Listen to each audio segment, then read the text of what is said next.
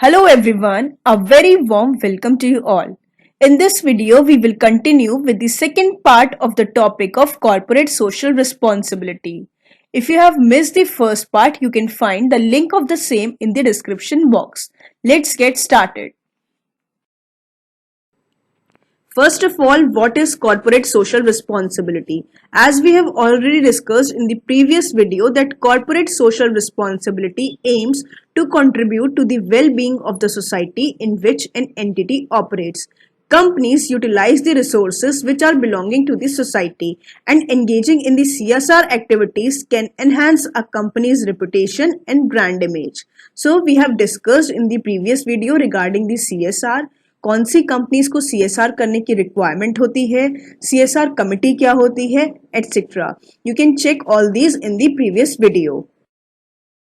Now, in this video, we are going to discuss that how much has to be contributed by companies annually in CSR activities. तो companies को कितना contribute करने की requirement है annually in the CSR activities. It is given under section 135 subsection 5 of companies act 2013. तो as per this subsection at least 2% of मतलब 2% is the minimum amount. इससे भी ज्यादा कंपनीज कर सकती हैं, वो उनके लिए वेल एंड गुड है, बट कम से कम 2% करना है of the average net profits of preceding 3 financial year. तो इस ईयर में कितना कंट्रीब्यूट करना है, जितना पिछले 3 साल में आपका नेट प्रॉफिट था उसका एवरेज निकाल के आपको कंट्रीब्यूट करना है for the CSR activities. But in case अगर आपकी कंपनी को 3 इयर्स इनकॉर्पोरेट करे हुए नहीं हुए हैं, सपोज 2 ही साल हुए हैं, तो आपको उन 2 इयर्स का एवरेज निकाल के और उसका 2% कंट्रीब्यूट करना है फॉर दी सीएसआर एक्टिविटीज. अगर आप ऐसा नहीं करते हो तो आपको उसके रिगार्डिंग बोर्ड रिपोर्ट में रीजन देने हैं, और यहाँ पर जो नेट प्रॉफिट कैलकुलेट किया जाएगा वो होगा as per section 198 of companies act 2013.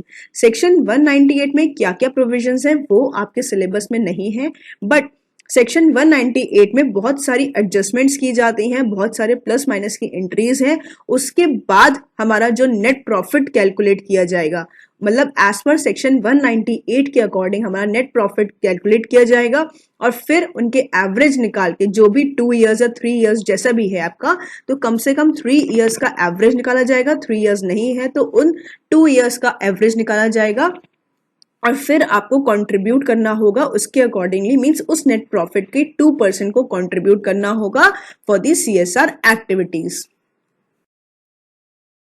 Now the unspent CSR amount on the financial year end. अगर आपकी कंपनी ने जितना रिक्वायर्ड था सीएसआर एक्टिविटीज में कंट्रीब्यूट करने का, अगर उसने नहीं किया, तो सबसे पहले तो उनको रीजंस देने होंगे बोर्ड रिपोर्ट में.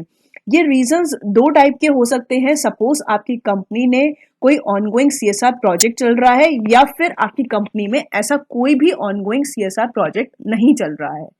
ऑनगोइंग सीएसआर प्रोजेक्ट मींस कोई भी आप ऐसा प्रोजेक्ट कर रहे हो जो सोशल वेलफेयर के लिए है. सपोज आपकी कंपनी कोई हॉस्पिटल बना रही है फॉर सोशल वेलफेयर, तो ये भी एक पार्ट है सीएसआर प्रोजेक्ट्स का.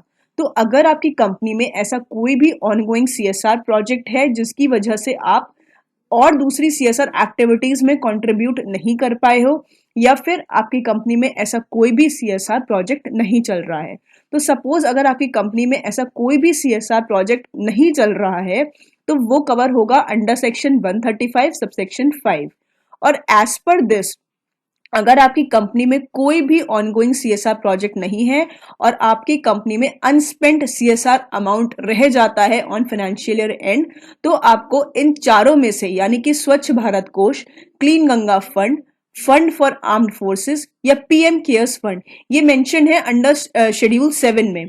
तो अगर आपने कोई भी ऑनगोइंग सीएसआर प्रोजेक्ट नहीं है और अमाउंट आपको फिर with in 6 month of the financial year and, जब से आपका फाइनेंशियल ईयर एंड होगा उसके 6 मंथ के अंदर अंदर आपको इनमें से किसी भी फंड में वो अनस्पेंट सीएसआर अमाउंट को ट्रांसफर कर देना है.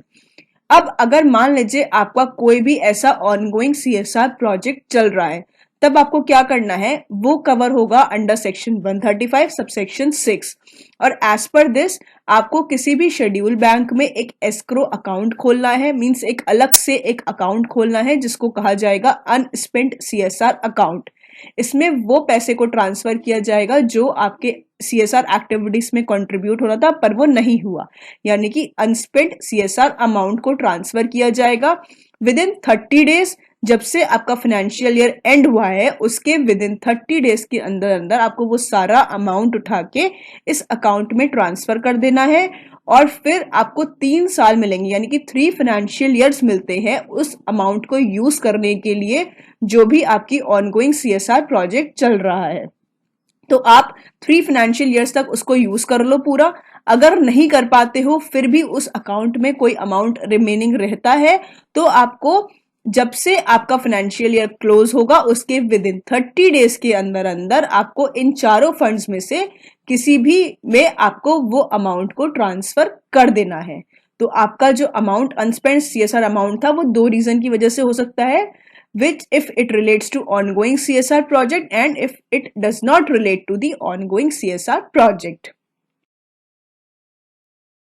Provided that कि जो आपकी कंपनी है वो प्रेफरेंस किसको दे सीएसआर एक्टिविटीज के लिए, कहाँ पे प्रेफरेंस दे, to the local areas and the areas around which it operates. Suppose किसी कंपनी का रजिस्टर्ड ऑफिस तो दिल्ली में है बट उसकी जो फैक्ट्रीज है वो फरीदाबाद में है, तो फरीदाबाद उनके लिए एक लोकल एरिया हुआ जहां की सोसाइटी उस फैक्ट्री से अफेक्ट कर रही होंगी। तो कंपनीज को उन एरियाज पे प्रेफरेंस देनी चाहिए, उन लोकल एरियाज को जहां पे वो ऑपरेट करती है। प्रोवाइडेड ऑल्सो दैट कि अगर सपोज कंपनी ने कुछ एक्सेस कर दिया, एक्सेस सीएसआर स्पेंड कर दिया, 2% करना था उन्होंने 3% कर दिया या 4% कर दिया, तो ऐसे केसेस में कंपनी चाहे तो वो नेक्स्ट ईयर सेट ऑफ करवा सकती है। सपोज 3% कर दिया इस साल, करना था 2, तो 1% अगर कंपनी का मन करे तो कंपनी नेक्स्ट ईयर 1% कर सकती है और 1% जो लास्ट ईयर उन्होंने एक्सेस किया था उससे सेट ऑफ हो सकता है।